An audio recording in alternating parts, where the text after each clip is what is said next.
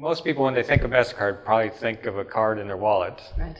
And so when they think of financial inclusion and what role MasterCard would play in that, they may be confused. They know about cell phones and how you can do mobile payments, but what is a company like MasterCard? What are we doing here, right? Right. And traditionally, it was more working in more developed countries with banks, issuers, and acquirers.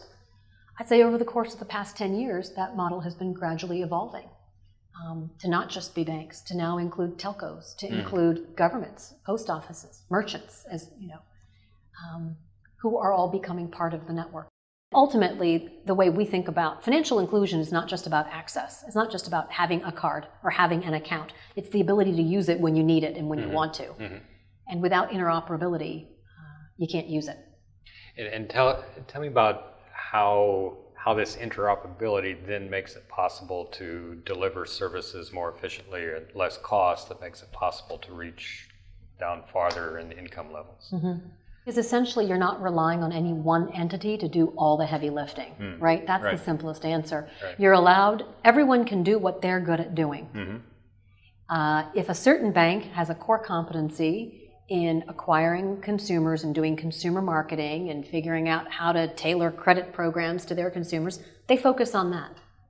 Other banks know how to market to merchants and how to manage merchants and how to manage to do that sort of management. They focus on that.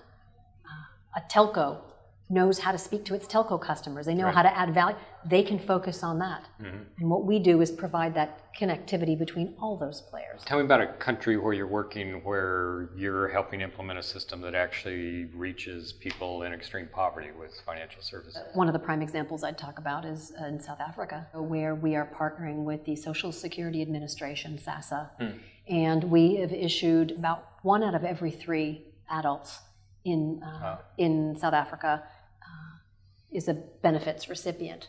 So I think it's about 22 million adults now are receiving Social Security benefits on an electronic card, MasterCard, with biometric identification. And what that biometric capability does is that it sort of obviates the need or the challenges posed by literacy, by innumeracy, and things like that. That they have an identity.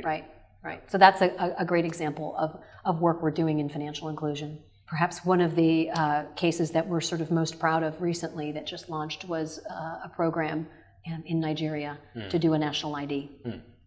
We see that as the largest, I think to date, financial inclusion initiative on the continent of Africa. If you think about what it enables, everybody now who has an ID has the ability to receive and send payments. And that brings up another question, the space people are going to ask about, you know, are you here to make money off the poor? And, you know, can we trust a company that is a major Fortune 500 company to take care of the poor and what it does? Or is it in there looking for quick profits and making money off of governments, and then if their money's not there, we'll withdraw from the market? This is a very long-term play for us. We really see our mandate here from 2 lenses. One lens is very clearly a social mandate. We believe that there is a way to do good with our core capabilities and our core technology.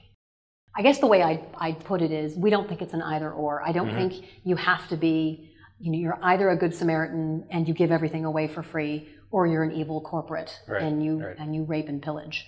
We believe that you can do well by doing what you do best.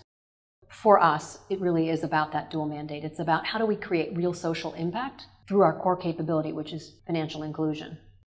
Without exception, the feedback I get from the people at MasterCard is, tell me what you're working on, I want to help you. I'll do whatever you want me to do, I'll do it for free, I'll do it on my side, I'll do it on my spare time, I'll do it at nights. People love participating, you know, in something, in a mission that's bigger than themselves. And all kinds of positive things happen when you're able to save money. You read the studies about women investing in their families and investing in their children's education and investing in higher quality foods. And I mean, there's research abound that demonstrates when you put money in the hands of the people who need it, they do the right thing with it.